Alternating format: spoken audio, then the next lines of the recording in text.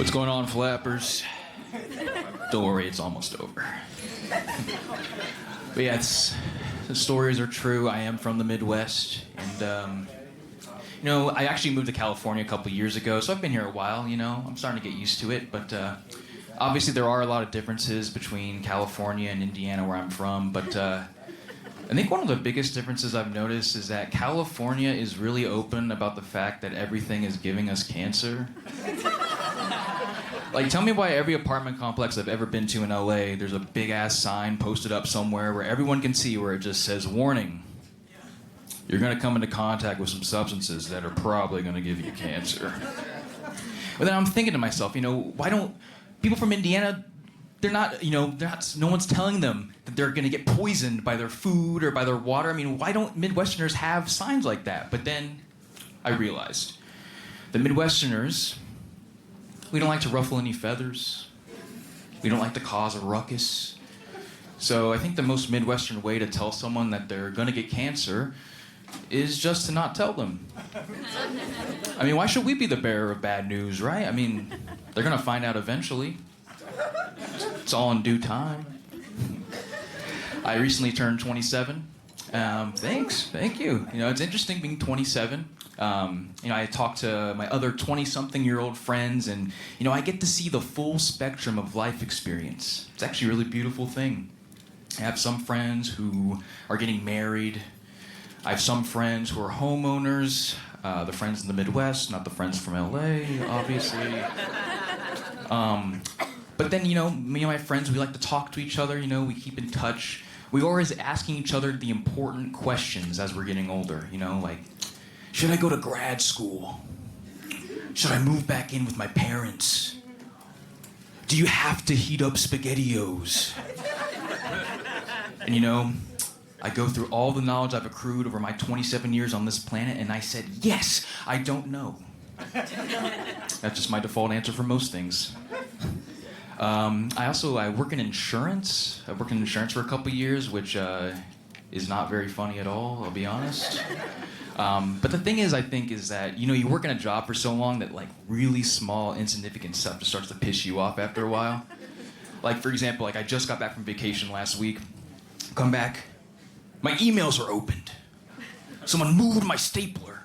And I don't know, something snaps in me. Like, I inadvertently just turn into Tony Soprano.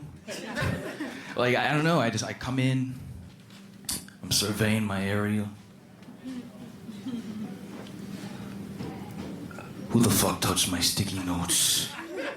Well, in the office, it just turns into a whole episode of The Sopranos. Like, I got Paulie trying to calm me down. They're just sticky notes, Tone. We're just trying to tidy up the office. We don't mean any disrespect. I understand. But what you don't understand is those sticky notes had phone numbers and fax numbers, and I'm starting to get a little pissed off at the disrespect in this office. One of my favorite things to do in LA is go to the movies. I go to the movies a lot. I go with my friends. Sometimes I go to the movies by myself. Hey, you get it. But that's the thing. The scary thing, though, you tell some people that you go to the movies by yourself, they just kind of look at you like you're in training to become the next Unabomber. But, they don't understand, man. I just love the movies, I just want to, learn the tips and tricks of the trade, I'm an aspiring filmmaker, I just want to, learn as much as I can. But, my problem is always that I just get hung up on really stupid plot details of movies that just derail any learning experience I could get from a movie. For example, I just rewatched Stuart Little for the first time in about a decade. And I gotta tell you, there's a lot more questions than answers going on with that movie. I mean, right off the bat, Stuart is adopted from a human orphanage. No questions asked, just a human orphanage. I mean, I don't even understand it. Just picking up mice off the street, passing them off as orphans, But, even stranger than that, I'm looking sideways at Gina Davis and Hugh Laurie. They play Stuart's adoptive parents. So you're telling me you walk into this orphanage, pass by dozens and dozens of human children, and you go with the mouse? It's feeling nice, But it doesn't matter. But the biggest thing that stuck with me. That just totally, you know, we're not even into the main credits yet. It's just a prologue of Stuart Little where you're getting all this information. But I just know that those other orphans, they must have been pissed. You know, this upper middle class white family just strolls on into the orphanage, making eye contact with all the children. And this goes with the mouse. But you know, the crazy thing is those kids, you know, Stuart's driving off in the car. All the kids are running after the car. They're crying, they're screaming, "Bye, Stuart, we'll miss you. Bye, Stuart." But I just know behind closed doors, all those orphans were just sitting there thinking, that fucking rat.